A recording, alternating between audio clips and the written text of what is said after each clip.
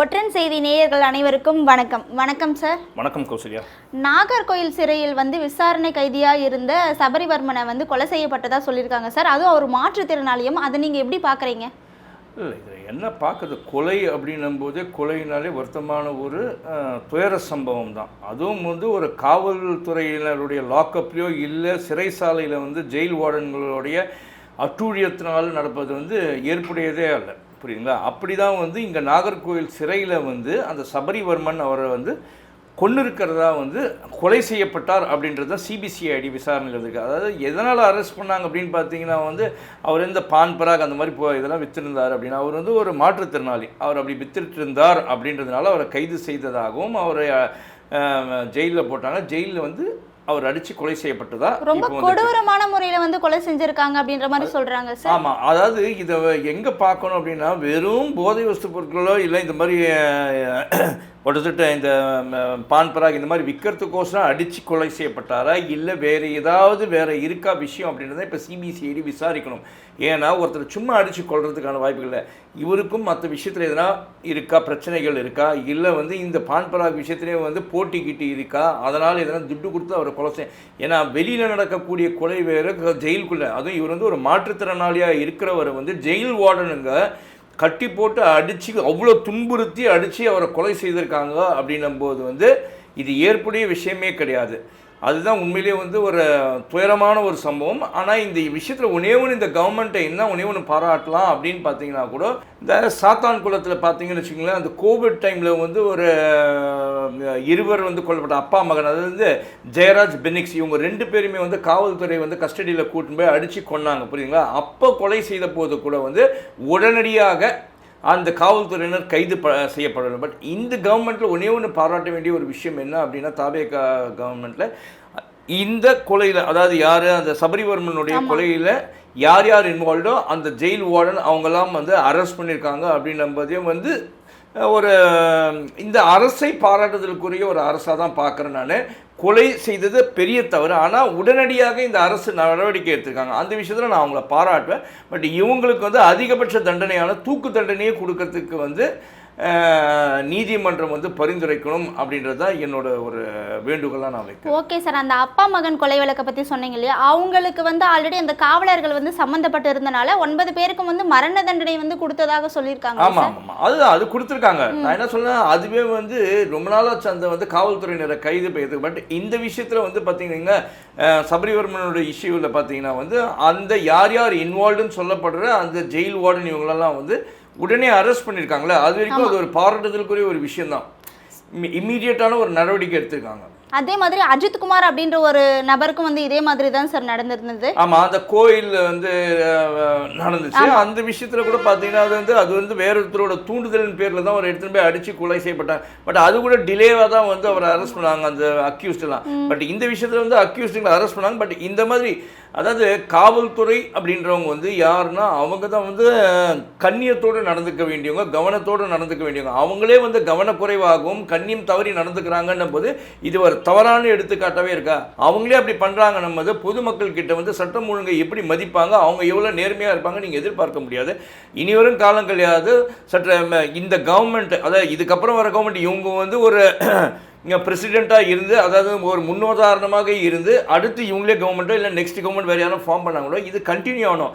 காவல்துறையினர் தாங்கள் செய்யக்கூடிய தவறுகளை ரியலைஸ் பண்ணிவிட்டு இருக்கணும். அதே மாதிரி காவல்துறை அதிகாரிகளும் கவர்மெண்ட்டை இந்த மாதிரி காவல்துறையை தவறு செய்யாத அளவுக்கு அவங்க மேலே கண்காணிப்போடு இருக்கணும் அப்படின்றது தான்.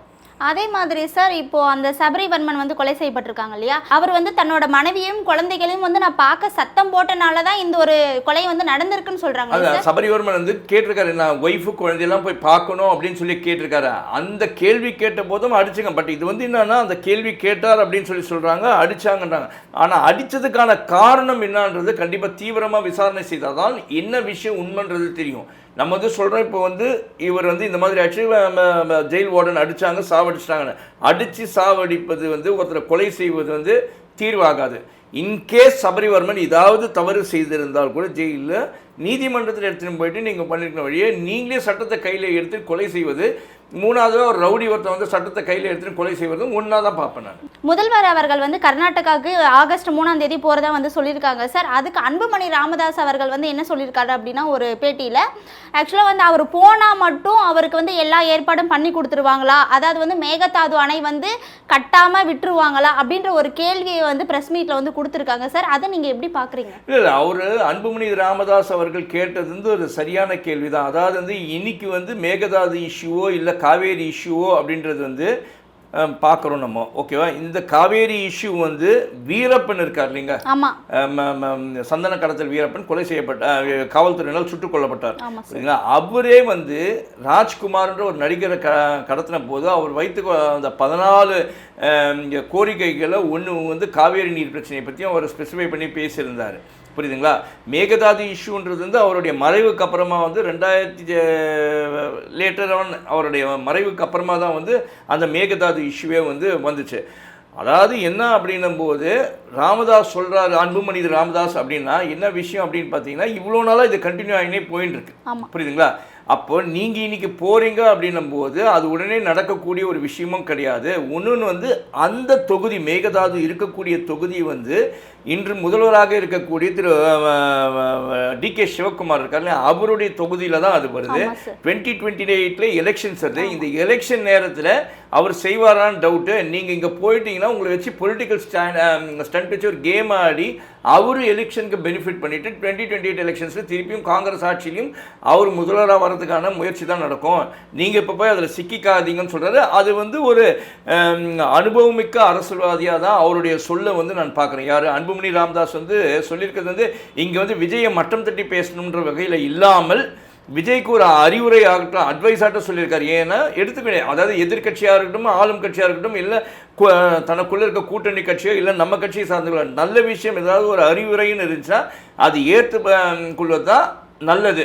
அந்த வகையில் அன்புமணி ராமதாஸுடைய அறிவுரையை திரு விஜய் அவர்கள் ஏற்றுக்கொண்டு யோசிக்கணும். இந்த மாதிரி இருந்துச்சா அப்போ மேகதாது இஷ்யூ நம்ம எப்படி டீல் பண்ணலாம், அப்புறமா வந்து இந்த காவேரி இஷ்யூ எப்படி டீல் பண்ணலாம் அப்படின்னா, அதாவது காவேரி இஷ்யூக்கு வந்து சுப்ரீம் கோர்ட்டே ஆர்டர் கொடுத்துருக்கேன். இன்ஸ்பைட் ஆஃப் இட் அவங்க வந்து தண்ணி விடுறதுக்கு வந்து இத்தனை TMC விடணும் அப்படின்னு சொல்லியிருக்காங்க.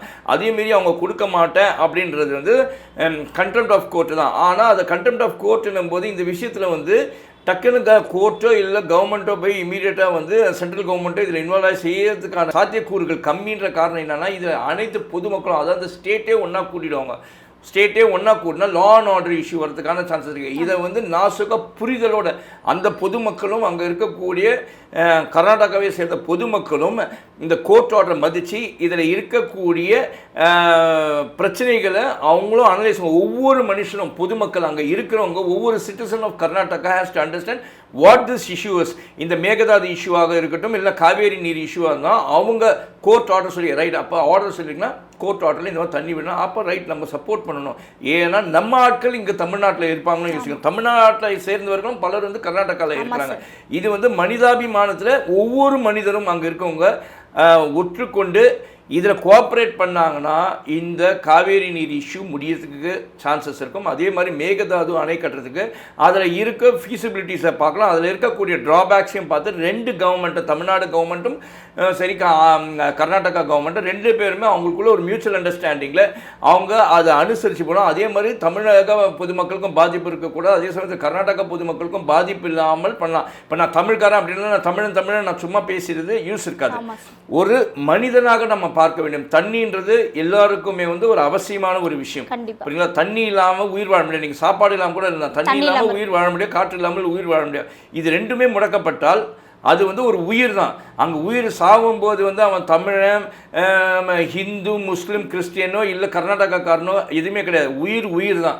அதே மாதிரி ஒரு தண்ணி வந்து கொடுக்கும்போது யார் தண்ணி திறக்கிறாங்கன்றது இல்லை. அதனால இந்த மொழியை மறந்து மாநிலத்தை மறந்து ஒற்றுமையோடு இருந்தாங்கன்னா இந்த தண்ணீர் பிரச்சனை முடியறதுக்கான பல சாத்தியக்கூறுகள் உண்டு. ஆனால் இதில் அரசியல் செய்யணும்னு நினச்சி அது தமிழக அரசியல்வாதியாக இருக்கட்டும் அல்லது கர்நாடகாவை சேர்ந்த அரசியல்வாதிகளாக இருந்து ரெண்டு பேருமே அரசியல் பண்ணாங்கன்னா இதில் பாதிக்கப்படுற அரசியல்வாதிங்க வந்து அவங்ககிட்ட கண்டிப்பாக கோடியாக சம்பாதிச்சிட்டாங்க.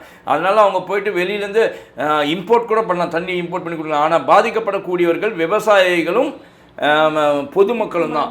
அதனால் 2 மாநிலத்தை சேர்ந்த அரசியல் தலைவர்கள் கொஞ்சம் சிந்திச்சு செயல்பட்டாங்கன்னா தமிழக மக்கள் மற்றும் கர்நாடக மக்கள் வந்து இருவருமே தண்ணீர் பிரச்சனை இல்லாமல் வாழலாம் அப்படின்றது தான் என்னுடைய ஒப்பீனியன்.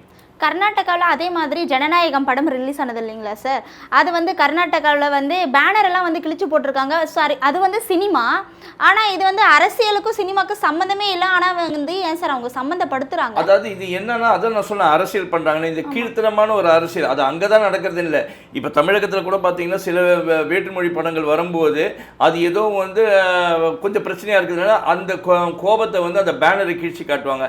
இது வந்து ஒரு பொலிட்டிக்கல் ஸ்டண்ட் தான். என்னன்னா டிவியில் ஃப்ளாஷ் ஆகும், பேப்பரில் ஃப்ளாஷ் ஆகும், அவங்களோட பப்ளிசிட்டிக்கு பண்ணுறாங்க. ஆனால் அந்த பேனர் ஜனநாயகன் படத்துடைய பேனரை கிழிச்சதுனால எல்லாத்தினையாவது எதனா பிரயோஜனம் இருந்துச்சா? இல்லவே இல்லை. அந்த பேனர் கஷ்டப்பட்டு வச்சனோட செலவு தான் போச்சு, உங்களுக்கு பப்ளிசிட்டி கிடச்சிச்சு. இதெல்லாம் ஒரு கீழ்த்தனமான செயலாக பார்க்குறேன்.